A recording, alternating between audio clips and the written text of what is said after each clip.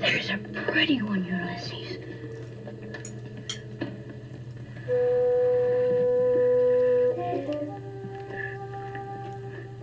There it is. Hello, BookTube. I'm Sean Breeze Books. Welcome back to my channel and a very special interview with a very special writer. This is Sharon Butala, who has been on my channel umpteen times, but still not enough. And this is a very auspicious occasion because we are here to celebrate and discuss her latest memoir, How to Breathe Water. The pub date, I believe, is September 9th, and this interview will go live on my channel a few days later. Sharon, welcome. Hi, thanks, Sean. I'm delighted to be back again to talk about my new book, which, for all we know, will be the last book I ever write. Who knows? I don't think it will be, but if it ends up being, you will have gone out with a bang, not a whimper. How's that? I like the sound of it. So you look fabulous, all dolled up, as we say. Is that too old-fashioned of a term to use? I use old-fashioned terms all the time, and young people stare at me quizzically. What does that mean? For people that don't know, I'm going to be doing a version of this chat with Sharon live at her book launch at McNally Robinson's on September 12th. If you live in Saskatoon and you see this video soon enough, dash out to meet her in person. That will be a really great event. I have talked about How to Breathe Water on my channel, and it's one of those books that has affected me so profoundly that I struggle to find the words for it. I talked in a recent video about the way it felt like a living, breathing thing as much as a memoir. And I hope that viewers will get a sense of its profundity through this conversation. Sharon, why don't you get us started with a reading? Okay, glad to do that. I have 3 pairs of glasses here, so every task requires I switch glasses. Well, okay, so the book is called How to Breathe Water. And this is my first reading from it. I only received a copy of the book yesterday. So you can imagine, I received a box of my free books. Anyway, yes. So this is in, I don't know what this chapter is called, but it's page 85. And it begins like this. Done with this journey of thinking through my life, I refuse to think about the past anymore, refuse to share. Remember the time when stories with my remaining sisters wouldn't get into anything more than a cursory discussion of our parents, shied away from rehearsals of old stories. I can't even remember them, I would say. I even claimed in an essay in this strange visible air, essays on aging and the writing life, that I did not remember the past, that I had put it away forever and was mightily pleased with myself about it. Psychotherapists who might have heard of this must have laughed their heads off, but I remember reading somewhere about Buddhist monks whose wisdom I respected, who said that. I thought this stance a nobler one than constantly going over the past, blaming or celebrating others, or sinking into it, smiling dreamily, or glaring furiously as I sat by the window, seeing nothing of the present as it passed busily by. More truthfully, the past assailed me, would not let me sleep, nor see the world with new eyes each morning. It was a quagmire threatening to suck me down into it, from which I would never free myself, never be whole, never be a free person in the world, should I say, never be alive. I decided to live as if none of it had ever happened. I had become so successful at this approach that I had emotionally pretty much frozen solid. My hope was to stay that way forever. Was that what Paul Bowles, author of the classic The Sheltering Sky, did? He has been reported as cold, unemotional, distanced, a state my best efforts had never taken me to. But even with my hesitation and uncertainty, and as I struggled to remember the places Lucinda and I had gone, and what had confronted me there in terms of my younger life, it was as if somehow along the road I had torn a rent in the fabric of my self-protection. And since our trip, I kept reading, thinking, trying to remember details. Small scintillations of memory have begun returning, details of no particular consequence, nor any deep emotion, just small remembrances and quick flashes of this or that out of my life. In squelching my responses to the major events in my life, I'd also ripped away the daily texture of my life. And I pondered that, puzzled as to whether that loss mattered or not. But every little flash surprised me again into realizing I had been alive. All along, I had a life like everybody else. Eventually, I realized that our trip would make a good frame for another memoir. This seemed delightfully obvious, and I began to think of how I would write it. For a long time, I hesitated, probably in fear that the result wouldn't just be prairie history, geography, and culture I'd be writing, but my own. And although this hesitation wasn't clear to me, I must have been afraid. More than once, I thought of the dream of the dripping water that would drown me if I let it. I put the idea away and turned to other writings. Rather like the time that Peter and I were flying in a small plane, he beside the pilot who had trained him to fly, and I alone in the back, where there was room for another passenger or two. We had flown only a short distance when we entered a bank of impenetrable fog or mist or cloud. We could see nothing out of any of the windows but the same even, flat, grayish-white matter that cloaked all the world from us. The pilot, who had trained pilots in World War II, shifted in his seat, straightened, grasped the steering wheel more firmly with both hands, telling us the cloud rose too high and too low to fly over or under it, muttered something to my husband as he pointed to an instrument on the dash that I understood represented the horizon line, and flew us for 2 more hours with intense, silent concentration to our destination, where the cloud cleared and he was able to land easily. And I understood that our situation was perilous, that our lives depended on the pilot not losing his concentration or his sanity. Did I sit wide awake behind him, tensed with fear, keeping my eye on the instrument panel? No. I fell like a stone into sleep and did not wake until we were about to land. It might be said, with regard to my memory, that as I wrote my third memoir, it was now time to wake up, time to land. That is incredible. Tell us more about this journey and your fellow traveler, Lucinda.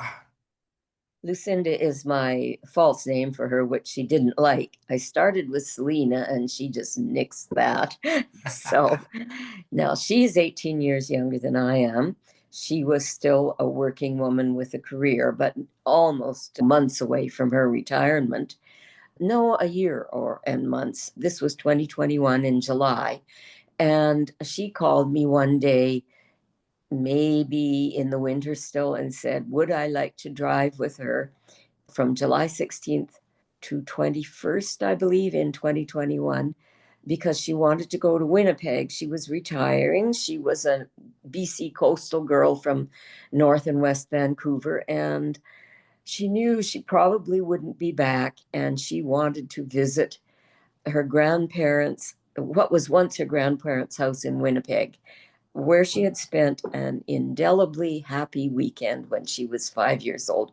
Week, not weekend. And I said, having nothing better to do and knowing her to be the person she was and is, very strong, unafraid, fearless, daring, and fun, I just said sure, because I knew she would, even though she didn't know it, would be in control of the trip. And I could just sit there, lady of leisure, and look out the window and think my thoughts.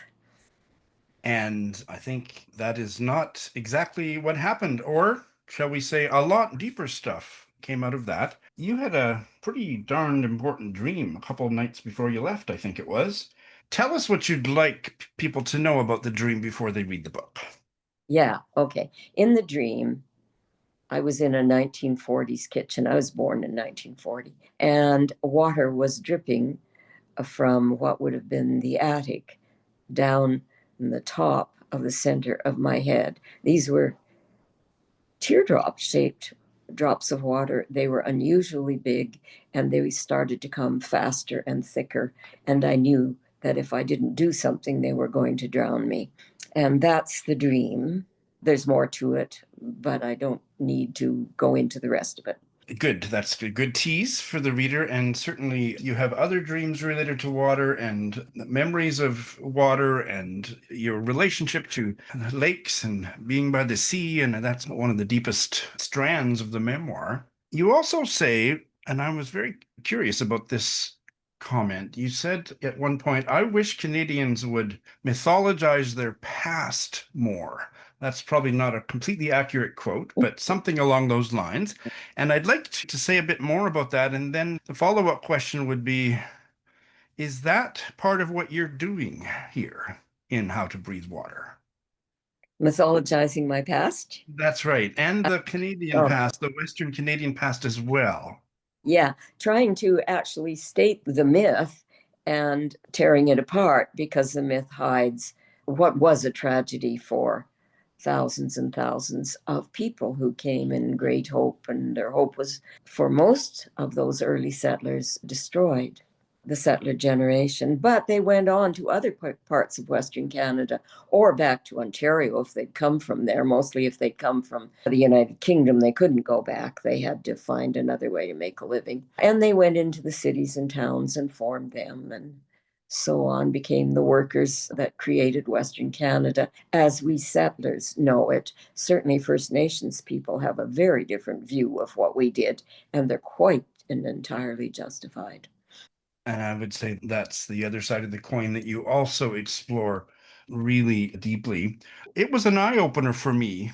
I understood that homesteading was difficult and not everybody made it, but I didn't realize the degree to which a lot of the abandoned farmyards that I grew up near, that was really a tale of failure and hardship for a lot of the settlers. And you write quite a bit about that. Could you tell us a bit more about that?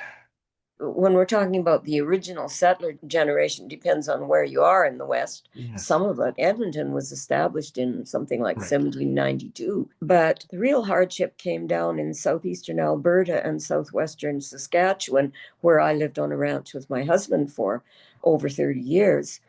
And that was a consequence of drought, the drought of the 30s, of course, where some people in those areas suffered so much that at least the Saskatchewan government moved some of them up into the northeast part of the province. Now, I've been meaning to look up what's left there of those original settlers. I don't know the answer. Not everybody wanted to go. In that area of southwest Saskatchewan and southeastern Alberta, which adjoins it, I believe historians say 50% of the original homesteaders failed, and it was because it was the Palliser Triangle and it was going through a very drought stricken time. It was not true of other areas where people settled. I didn't live in those other areas as a settler.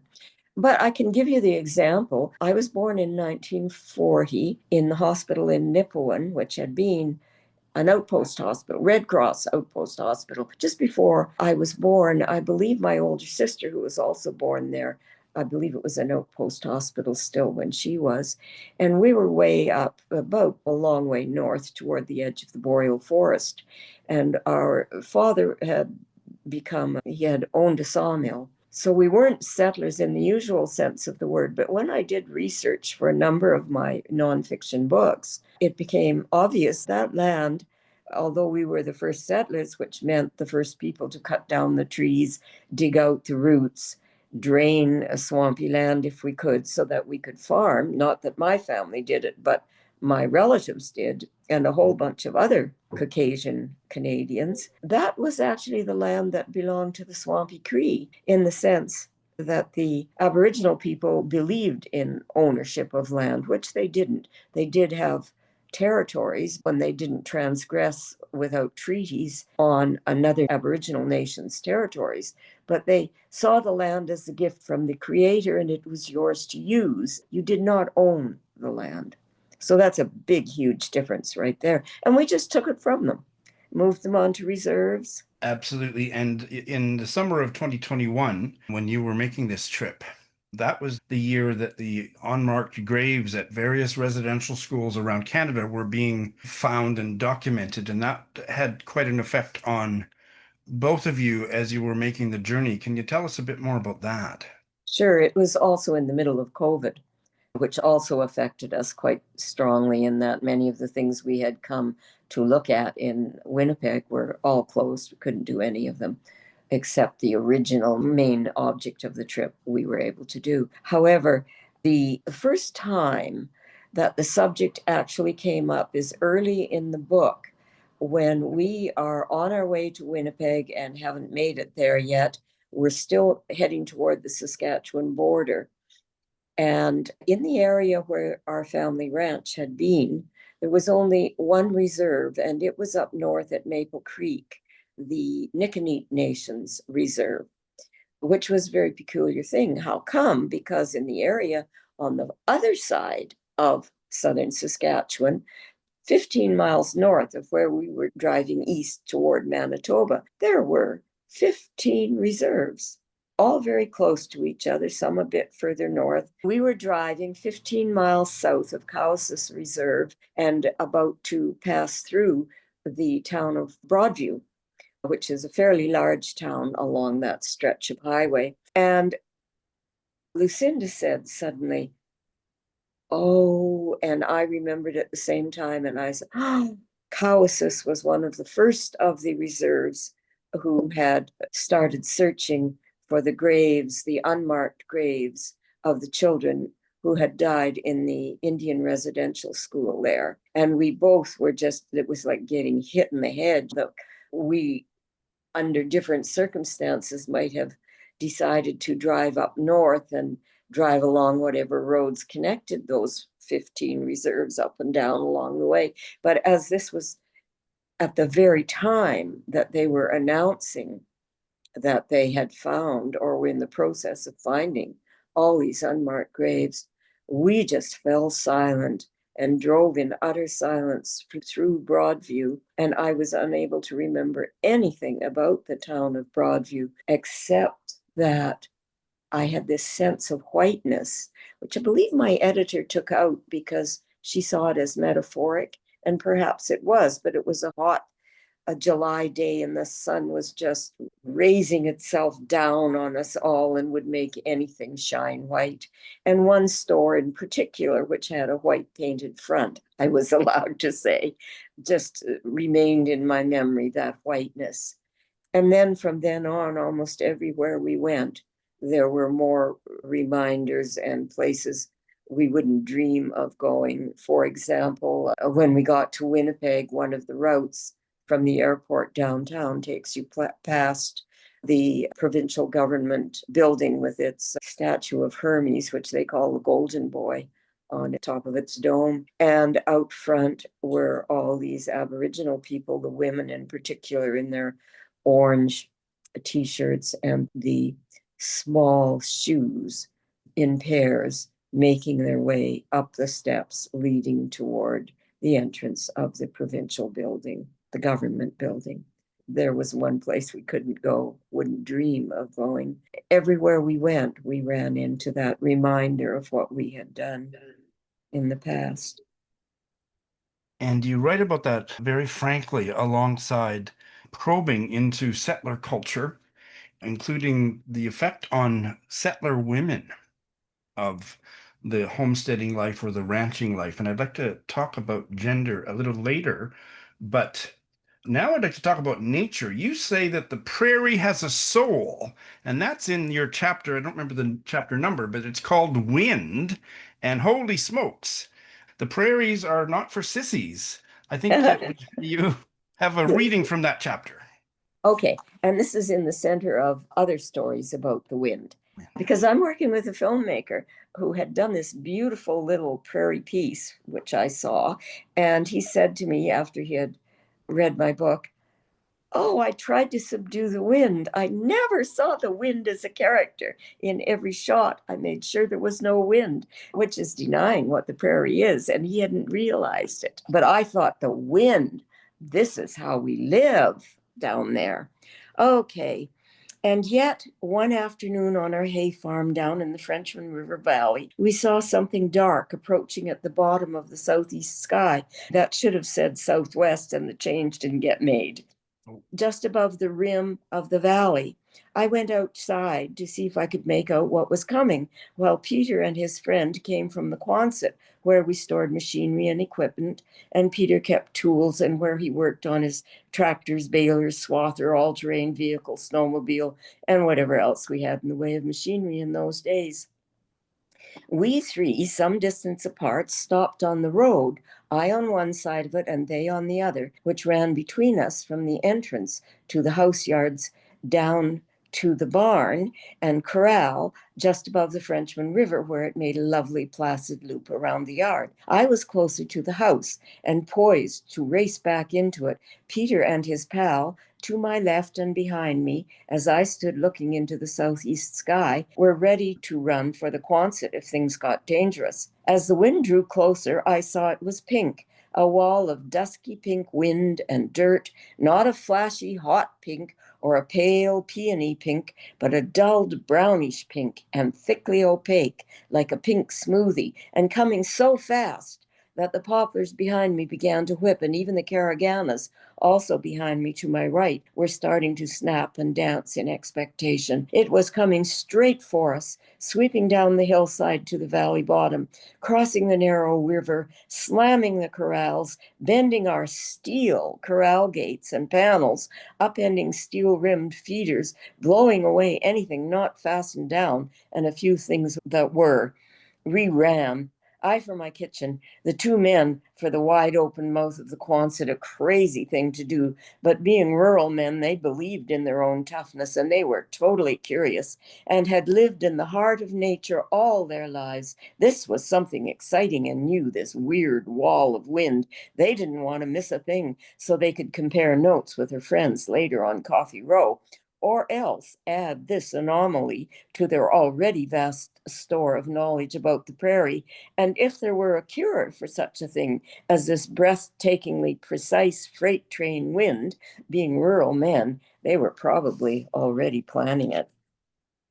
From my kitchen window, I watched it roar on up the yard through, in that naturally treeless land, our beloved stand of poplars, breaking off their limbs, even their trunks, collapsing them so that we couldn't get in or out of the yard until they were sawed up and taken away. Then it was gone, heading northeast up out of the valley beyond us. We found later that it had taken the roof off a steel building on a farm southwest of us and on the flat land above, and went on to take out another one, brand new, just finished, at a farm site a couple of miles northeast of us, also on the flat land above the valley. Strangely, it might have deviated a little in its path when it swept up through the corrals, missing the barn beside them, then funneled itself up the gravel road between the house and the Quonset, missing both of them, and right between where the three of us had been standing, crashing down our trees before racing across the hayfields, up the northeastern valley side, and taking out that new long metal shed. Later, I would be amazed by the quantity of greeneries those few popular tree trunks had held up, and that we so loved for the shade and the pretty way their leaves turned, rustled, or clapped delicately, or shone like small moons, or were dappled or dark or bright. They smothered our deck, crushed my flower beds, buried the passage between the groups of trees, all those wonderful green leaves and smooth gray-green branches in mere seconds, piled up now over my head all the way to the roof line of our one-story house. In the abrupt ensuing silence, the atmosphere seemed to crackle, and an odor filled the air, a smell new to me that came from the trees, the branches piled up, smashed and crisscrossed, the trunks broken, their ends jagged, the interior wood still fresh and pale, creamy to near white, damp with life. And I thought, how could I not, that this was the lifeblood of the trees as they lay wounded, scintillating in the air. It was the smell of their dying, so that I stood still, breathing in that smell in wonder and pity. Who has seen the wind indeed? I W. have. Who has smelled the wind? W.O. A few paragraphs later, you say, we all knew who in the end was the boss, and it wasn't us. Yeah, I actually said, and it weren't us, the way a Oh, country person might speak. My editor, not a country person, took it out. And I usually don't quarrel with editors. Pick your fights. So, you have written so powerfully in all three of your memoirs about your connection to nature and the almost, I would say, your spiritual experience of walking in nature. And I wonder if you could say a little bit more about that in terms of how that fit in, or how that was a salve, or was it a gathering of determination to speak your truth about cultural, historical, political matters, perhaps environmental matters. I often think about that there's that two sides of the coin in your writing, and how does one feed the other, if at all? okay, easy peasy, as they say, which of course means it ain't. What happened was that when I arrived on the ranch, I had been teaching at the University of Saskatchewan at the lowest level possible. And I was supposed to be working on a master's degree, but had given it up without telling anyone. I thought maybe God would come down and finish it for me. Or would explain to my committee that the rules of being a graduate student were impossible, drove graduate students insane, and were arrogant and hellish in nature. And I would rather quit than be subject to them. I never said that. I'm saying it now. So there. Anyway, so I went off. I married Peter, left everything behind, arrived on the ranch, absolutely blown away, in love with the land itself, the way that people made their livings there, which seemed so honest compared to what went on in the university, where I was, by the way. I got the big scholarship. I was successful. If I had been willing to put my nose to the given grindstone, I would be doing just fine. But I walked away. It was driving me crazy. Anyway, it was sort of the timelessness of the life, or so it seemed to me, the sense of the timelessness, plus the beautiful silence of the countryside far away from cities, plus the quiet, steady competence of these men riding their horses and handling the animals, and the way they were enjoying what they were doing. I never saw much enjoyment in the university people. It was mostly, what can I do to get one step ahead of the next guy? Oh, and the amazing life of the cattle and the horses, the way that they were so real. And when Peter Zosky asked a cowboy on his very well listened to radio program, he was everybody's hero in those days. Are cows stupid? He asked. The cowboy was stunned into silence. And then he said, well, they sure know how to hide a calf. Zosky, of course, had no idea what he was talking about. I know you do, Sean, because of your background. Well, I But didn't come from a ranching background at all, so I actually don't know what you mean. And oh, cows protect their cows in the most amazing ways that I knew nothing about. And one of the things that they can do when it's necessary to go off to feed or get water, they put their calves in places that a cowboy can search for hours in that flat land with nothing but grass and a few herbs and maybe a shrub or two several miles apart. The cowboy can search for 2 days and not find that calf. And if that's not intelligence, what is? Not only that, but one of the first things Peter showed me was how once everything was settled and they were back where they needed to be for the rest of the summer, the cows would put all their calves in one place, put down one old cow to watch the calves, babysit them, and they'd all go off to feed and get water. I was just stunned by that. But it wasn't just that. All of a sudden, I found out I was an animal. I didn't know that. And then also, when I started walking out in the land by myself and began to study the nature of that treeless land, and with Peter's teachings, like, you see, this is club moss. This is one of the ways that nature keeps this land from eroding, etc., in the wind and in storms and so on. And then when I began to go out alone, after I'd been there about a year, bit by bit, I needed to know what that prairie was all about. And in my walking, I learned all kinds of lessons that were spiritual lessons, because at the same time, I was beginning to go into a spiritual, I wouldn't call it a dark night of the soul. I was not in any kind of despair. I was in a searching period, a spiritual search. And nature responded to that in every way, at every turn. And I walked in and out of the past. I didn't know it till I went back again and saw how different things were that I had been in the past for a few moments. I learned to let the wind, the breeze, some inner sense that seemed to hit me in the solar plexus, tell me where to go, where to walk, when to stop, not take one more step, when to look here, when to look there. Besides the pure, simple, ordinary enjoyment of the sun and the grass and the breeze and the flowers. And then I began to find not just the artifacts themselves, but the groupings, the areas where things had happened. And I began to sense there was presence out there with a capital P, but also presence with a small p, in that I know that sometimes I was guided by the ancients, Aboriginal people sometimes. It became the most, if I told people, which I did do in books, but I was darn careful, and I still got called by reviewers on that case. One can only pity them. Abs- among Um, other adjectives.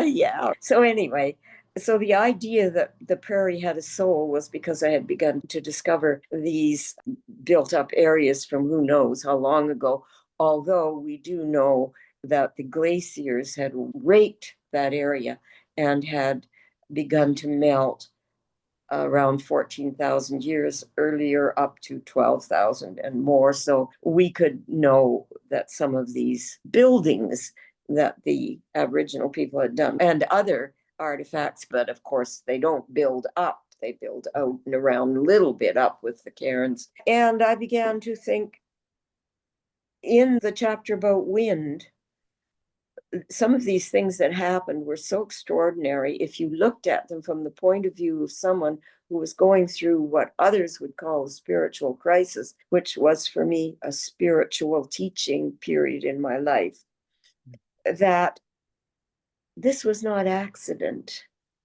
And you need to read the rest of that chapter to see my maunderings about it. I'm not prepared to say that God was doing it, that's for sure. More likely a shaman from one of the nearby reserves, but whatever.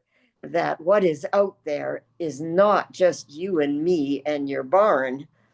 It's something vaster, more powerful, more observant, more thoughtful than you are. And I do know that some of the ranchers who'd been there felt these things, probably, certainly never named them to me, but I know that they knew too. Whereas I can recall one young man when I was asked to speak at the local high school, and the seniors were lined up in the hallway leaning against the wall as I came out of the room I was in. And one of these seniors, whom I knew the story of the family he came from, who were people who simply more, plant further, plant all the time, work your kids half to death. And I knew that was the family he'd come from. And he sat there, leaned against the wall like this with his arms folded, one boot crossed over the other one, and gave me this look like, you scum. How dare you say things like that about my land and my way of life? And that's the extreme. Does the word sustenance resonate for you in terms of what being profoundly connected to the natural world, that it gives you some of that as you tackle or as you deal with more personal issues in your life that we're going to talk about in vague detail now? Yes, it Yes. kept me from going mad. What other people thought was madness was what kept me from going their definition of madness. And whenever I got hit with something that really hurt me, or disturbed me or confused me, my first thought was, when can I get out on the land? And I'll walk out there. And here's the other thing.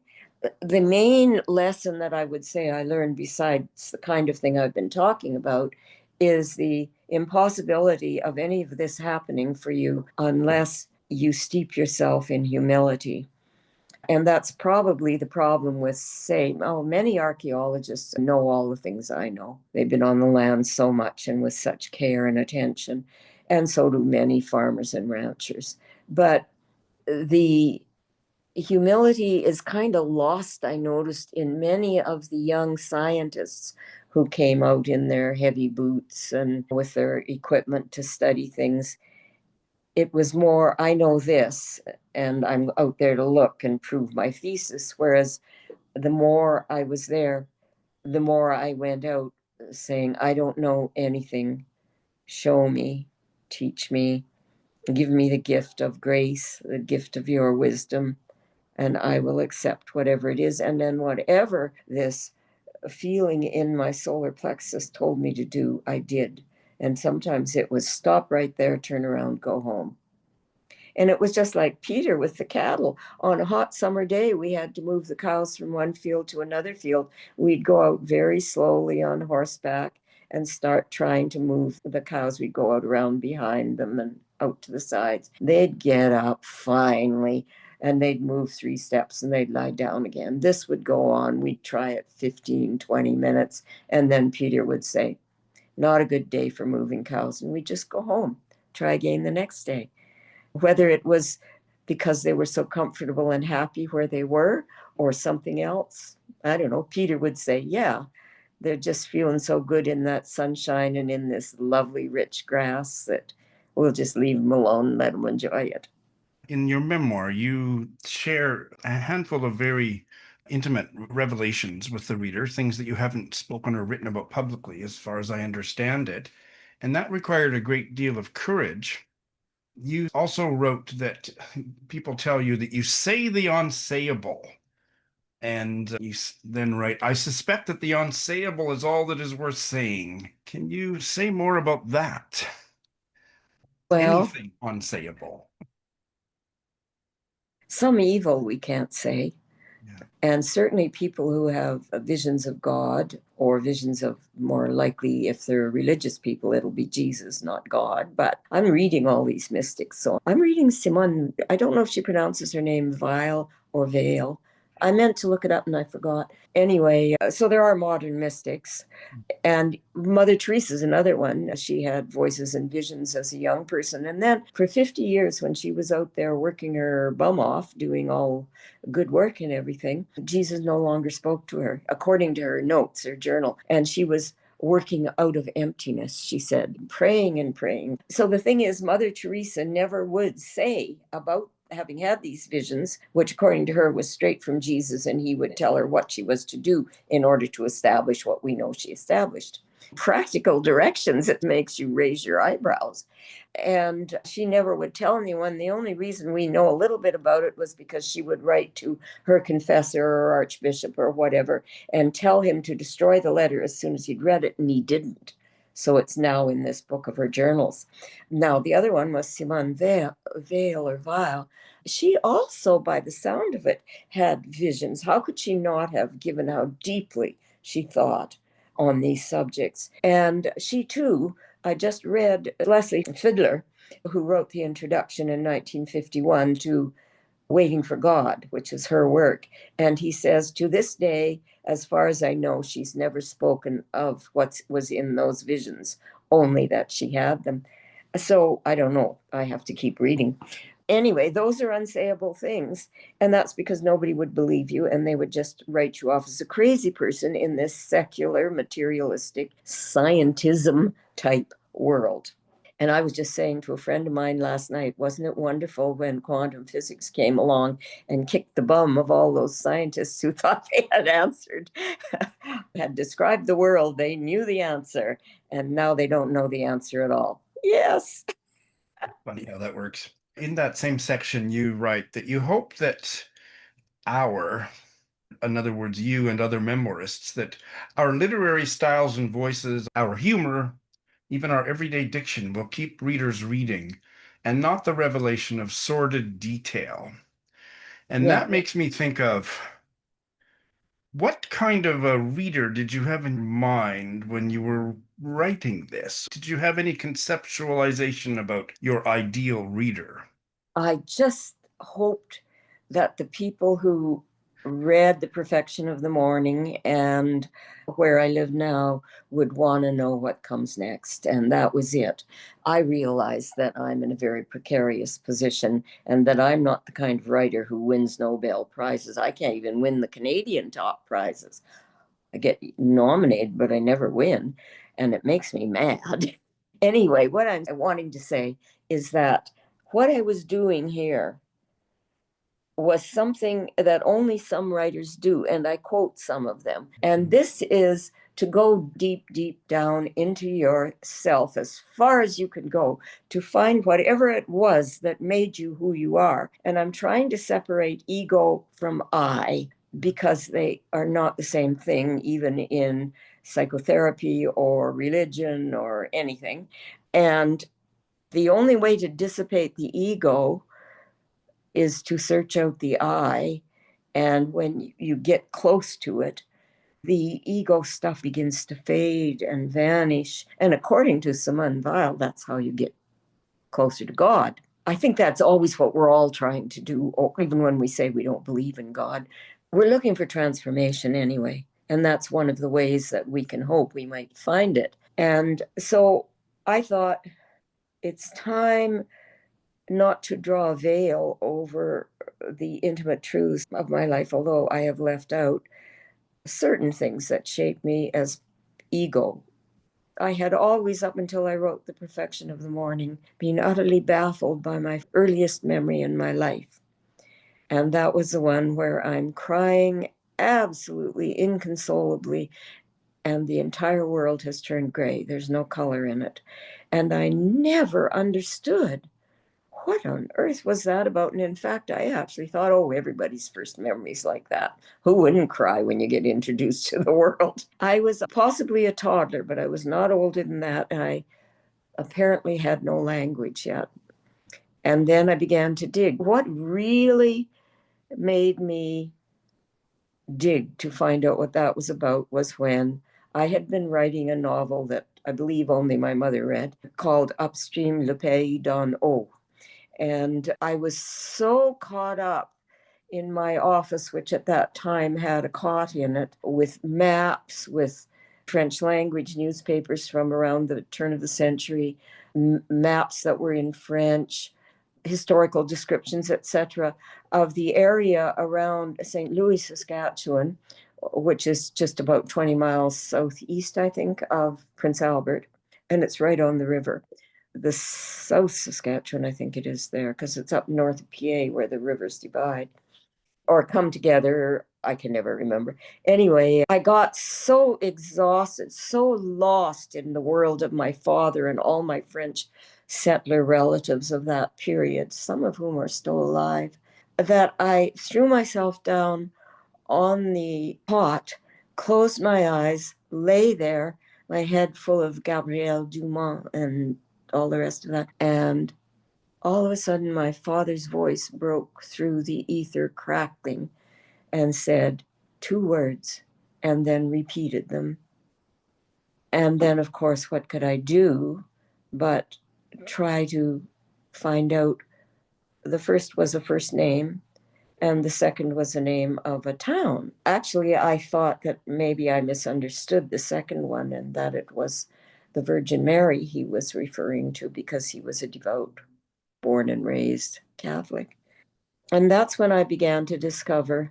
I asked, my mother was still alive, although she was ill, dying of cancer. And I was able to sneak in very carefully a couple of questions. My sisters had all come home. We were all sitting in the living room and we were chatting. Mom had fallen into a reverie and wasn't speaking, but we hadn't noticed. And all of a sudden she broke into the conversation completely lost in wherever she had been. And she said, Sharon was one of those babies when you tried to pick her up, she would cry and stiffen and turn her head away.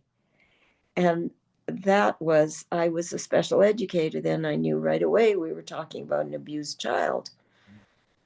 And I began to realize from my father's messages that this was sexual abuse. And therein lies the story of my becoming myself, to the extent I have, at the beginning of it anyway. And that journey of uncovering those memories and somehow dealing with them or writing them out on the page, you say, took you to the edge of the abyss and maybe closer to the, I love this phrase, ineradicable, amorphous, shifting needs of the unruly soul. Yeah. Yeah, that's right. There was a very important New York City writer whom I used to follow named Harold Brodkey, and he talked about the unruly soul. And I just read it again somewhere or other. Somebody talking about radical amazement. Oh, that was the Mother Teresa work. Anyway, yeah, when you get that far down, the first thing in my case was an enormous, unlivable with anger, rage, horror, absolute horror that anyone could be so vile as to rape a child, a baby. And then I decided, I even ask in one place, I beg the privilege of age, that if I don't at 85 say these things, I will never say them when anyone else ever say them. And they must be said. Girls, women, female children, babies, also young boys, absolutely, are raped and defiled all over the world at this very moment. Armies use rape as a weapon of war. And it will never stop if we don't keep saying it has to. And the other thing was, in revealing these two things about myself, I didn't care what the world, the reader, thought about it, how dangerous it was to my reputation, my career, my very life to say these things. It didn't matter to me as much as it mattered to me to be able to diminish my ego, to head toward finding the essence of myself and being able to say what it is, which I don't feel completely finished with by any means, but I want the reader to read this material and say, I need to do this. This will make me able to live. Absolutely. And the verb inspire almost feels unsatisfactory, but really that is a big part of what this memoir is going to do. It's already done it for me, and I'm maybe one of the first readers, but there's going to be thousands more.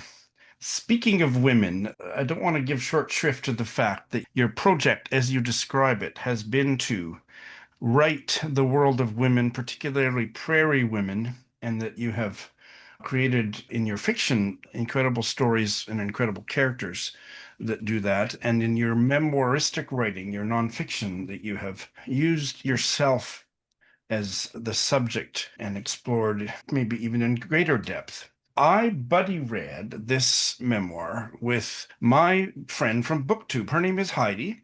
She is a booktuber like me, and she lives in the state of Maine. And she and I Oh, have buddy read all three of your memoirs together. She is a big fan of yours, and she submitted a question on video. Can we watch it together? sure, let's do it. Hi, Sean and Sharon. This is Heidi from My Reading Life, and I have really enjoyed reading your memoirs, Sharon, with Sean. And now that I've read 3 of your memoirs, I have really feeling like I'm starting to get an idea of the themes that you tackle in your books, and I really look forward to reading more of your work in the future. Sean asked me to send in a little video with a question for you as he and you talk about your books. So I have one prepared.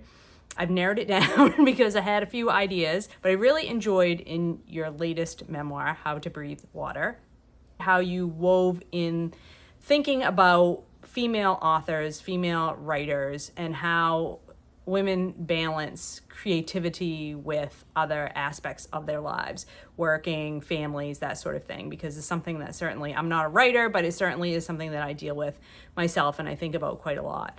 And at one point you say that you choose to write about women's lives from a woman's point of view, which I love. And so my question to you is, who are some other women writers that you would recommend that also write about women's lives from a woman's point of view, and that you would recommend to other readers to try outside of your own work?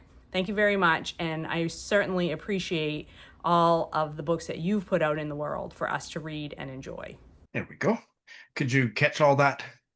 Oh, it was wonderful. Yes, very much. And hello to her, and thank you from the bottom of my heart. And what a great question. And I made a list. I'm like the two of you, I'm a voracious reader, so I forget. I would say when I was starting out, I was reading people like Virginia Woolf, of course, Margaret Drabble. The last one of her novels that I read was something about the flood, the deep dark flood or something, which was very much about the lives of older women. And she's so good at picking up on what the contemporary issues are, and always has been. And of course, our own Margaret Lawrence, although she's been dead for a long time now, that is 40 years, maybe 30 years. And of course, how could anybody leave Alice Munro off the list? Not possible, regardless, of what's been going on. I think that she is and was a genius, and her work is, you can't imitate her. Nobody can do what she does or did. But let me see, I can add New Woman to that list, and she's younger than I am, and comes from Manitoba, from a Mennonite community there, has great tragedy in her life, and is now so hugely successful that I just saw that her name is on the list to appear on stage at the New Yorker Festival, which has either just happened or is just about to happen. And that is Manitoba's own Miriam Toews. And for people who are not familiar with those surnames, Toews is spelled Toews and pronounced Toews. I've seen people on air get to the last name and there's this long pause to Toews, but it's pronounced Toews. I'm forever correcting people on BookTube. Yeah. And what a brilliant writer she is. What's your favorite Miriam Oh, Toews? I haven't read the new one. I can't even remember the name of it. I just heard about it and I haven't read it. It might not even be out yet. My favorite. I started with the one that she called a memoir and had to keep pointing out to my memoir students that it can't be a memoir when it's about somebody else's life. The one about her father who committed suicide. And he actually did put himself down on a train track and died in that terrible way. And later on, I believe her sister did the same, but it was much, much later. And anyway, so poor Miriam, she is not like you and me. She's the way you hope a great writer will be, sort of airy, a little bit. I remember years and years ago when she had published her first book and the second one was out, I was teaching at the Banff Center for the Arts along with 2 or 3 other writers, and Miriam had to come on to fill in for someone else. And we had only just begun to hear of her. And she was teaching, I think, the memoir. And so we had a little gathering of just the 5 or 6 of us. And she said in her shy, thoughtful way, but a little bit of uncertainty there, which I love in someone who writes as well. It's the uncertainty, whereas I'm way too, I know what I'm doing.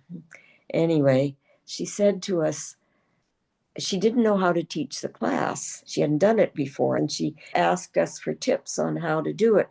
And we all stared at her, and I think every one of us, maybe everybody else isn't as mean as I am, but we passed through our minds, what? You're going to surpass all of us with your fame, and we've worked so hard for so many years, and you don't know how to teach memoir writing?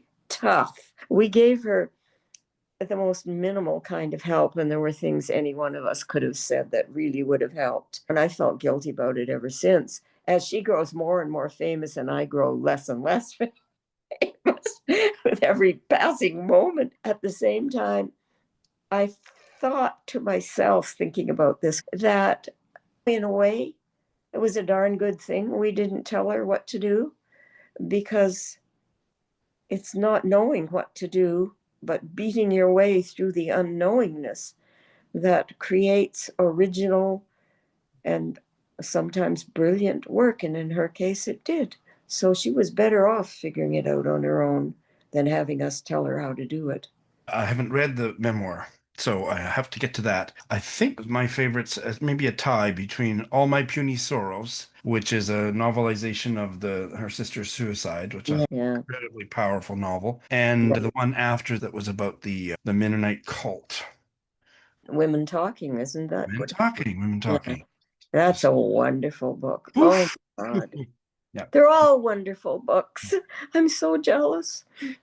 My top read of the year, that whatever the year it came out. Yeah. But I want to push back on something you said about yourself a minute ago, which was you said that you're too think you know everything. I would push back and say you were at your most eloquent and brilliant when you reveal and then enter into dialogue with your own uncertainties. And that is a big part of what makes How to Breathe Water so powerful. I will certainly file that away. Thank you, Sean. Yeah. And to quickly add to your commentary about Alice Munro, one of the many incredible parts of this book is you could almost lift it out as an essay about your reaction to and dialogue with yourself about the revelations about Alice Munro. It is an incredible piece of writing. If I had to pick my favorite quote, it would be this, and it's one long sentence. This journey that I hadn't planned for, nor wanted to make, yet found myself a captive of, driven on helplessly, tumultuously through. My own struggle to find myself inside the dream of the West.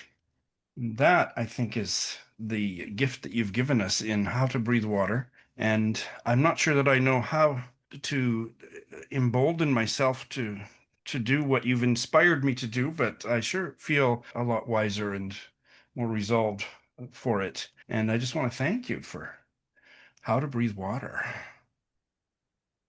Thank you, Sean, for paying such careful attention to it and seeing through it, and for the kindness of your remarks to me about it. I cannot tell you how moved I am by them and grateful. Thank you.